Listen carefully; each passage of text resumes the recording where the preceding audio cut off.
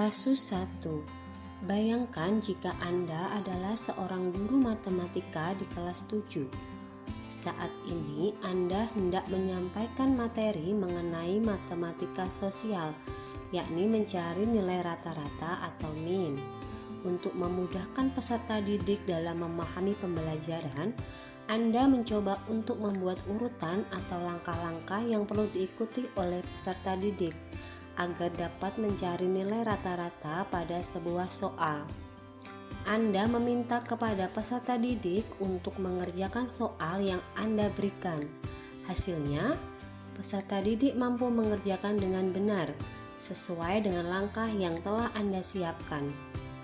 Beberapa saat kemudian, Anda meminta kepada peserta didik untuk mengulangi soal yang sama tanpa melihat urutan pengerjaan soal, dan peserta didik mampu mengerjakannya dengan benar. Menurut Anda, apa yang membuat peserta didik mampu mengerjakan soal dengan baik pada percobaan kedua tanpa melihat urutan atau langkah pengerjaan soal? Menurut kelompok kami, peserta didik mampu mengerjakan soal dengan baik pada percobaan kedua karena peserta didik mampu menyelesaikan soal dengan cara memberikan langkah pemahaman materi yang dimulai dari cara pertama hingga menemukan hasil jawaban yang benar. Dan terdapat pengulangan pembelajaran dengan memberikan tipe soal yang sama, sehingga peserta didik mampu mengerjakan sendiri tanpa bantuan lagi. Sebagai seorang calon guru, dalam kegiatan belajar yang seperti apa metode di atas dapat diterapkan? Elaborasi jawaban Anda dengan menyertakan teori yang berkaitan. Menurut kelompok kami, metode di atas dapat diterapkan pada pembelajaran yang berkaitan dengan kecepatan, spontanitas, dan daya tahan. Contohnya dalam pembelajaran matematika, karena membutuhkan langkah-langkah dari yang mudah sampai yang kompleks. Selain itu, pengulangan juga dibutuhkan sehingga siswa terbiasa mengerjakan soal dan perlahan-lahan tidak membutuhkan bantuan dari guru lagi. Hal ini sesuai dengan teori behavioristik, di mana dalam teori ini peserta didik membutuhkan pengulangan dan pembiasaan dalam belajar. Kasus 2. Rina adalah seorang guru di kelas 1 SD. Sebagian besar peserta didiknya belum bisa berhitung dengan lancar. Rina sedang memikirkan cara yang sesuai untuk membantu setiap peserta didik menyelesaikan tantangan belajarnya. Menurut Anda, apa yang dapat Rina lakukan untuk membantu peserta didiknya sesuai dengan tahapan perkembangan usianya? Jawaban dari kelompok kami adalah Rina dapat melakukan beberapa langkah untuk membantu peserta didiknya dalam belajar berhitung sesuai dengan tahapan perkembangan usia mereka. 1. Menggunakan alat peraga dan manipulatif. Rina dapat menggunakan benda konkret seperti balok, kancing, atau mainan kecil untuk membantu anak-anak memahami konsep angka dan operasi matematika dasar.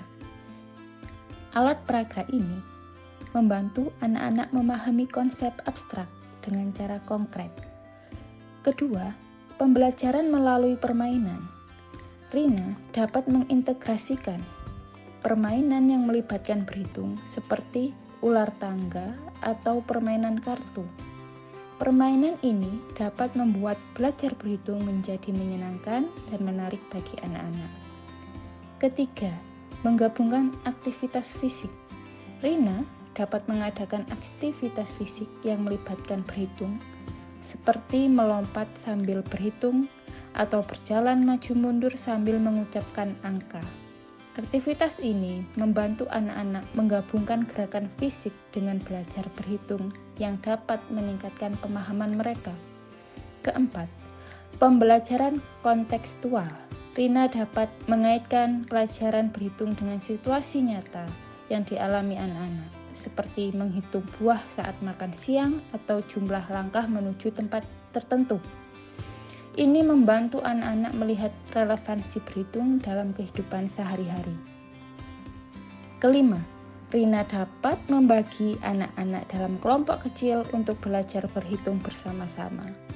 Pembelajaran dalam kelompok kecil dapat memungkinkan anak-anak saling membantu dan belajar dari teman-teman mereka. Pertanyaan kedua dari kasus 2 adalah mengapa Anda menyarankan hal tersebut? Elaborasi jawaban Anda dengan menyertakan teori yang berkaitan.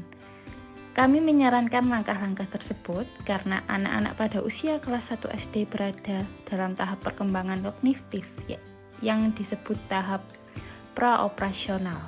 Menurut teori perkembangan kognitif Piaget, pada tahap ini anak-anak mulai menggunakan simbol-simbol untuk mewakili objek, tetapi mereka masih kesulitan memahami konsep abstrak dan memerlukan bantuan konkret untuk belajar. Menurut Jean Piaget, anak-anak usia 2 hingga 7 tahun berada dalam tahap praoperasional di mana mereka belajar melalui pengalaman langsung dan manipulasi objek konkret.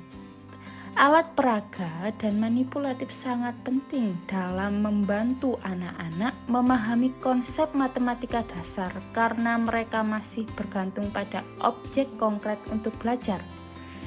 Dengan menerapkan langkah-langkah ini, Rina dapat menciptakan lingkungan belajar yang mendukung dan sesuai dengan tahapan perkembangan anak-anak kelas 1 SD, sehingga mereka dapat lebih mudah memahami dan menguasai keterampilan berhitung. Kasus selanjutnya yaitu Made adalah seorang guru yang mengajar di salah satu sekolah negeri wilayah Bali. Ia mengampu mata pelajaran bahasa Indonesia. Ia hendak mengajarkan materi teks deskripsi pada peserta didiknya. Pada buku cetak yang menjadi panduannya saat mengajar, terdapat beberapa contoh teks deskripsi menceritakan tentang bangunan-bangunan pencakar langit yang ada di ibu kota. Dengan memperhatikan latar belakang setiap peserta didiknya, Made pun mencoba untuk memberikan contoh berbeda. Ia memberikan contoh teks deskripsi tentang pantai dan makanan khas di Bali. Menurut Anda, apakah pertimbangan dan keputusan Made sudah sesuai? Mengapa demikian?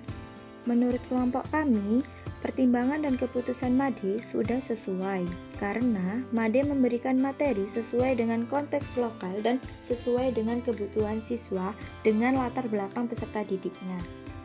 Sehingga pembelajaran yang dilakukan akan dapat diterima dengan mudah oleh peserta didik karena peserta didik tersebut lebih sering berinteraksi atau familiar dengan pantai dan makanan khas Bali yang dapat mereka jumpai setiap waktu.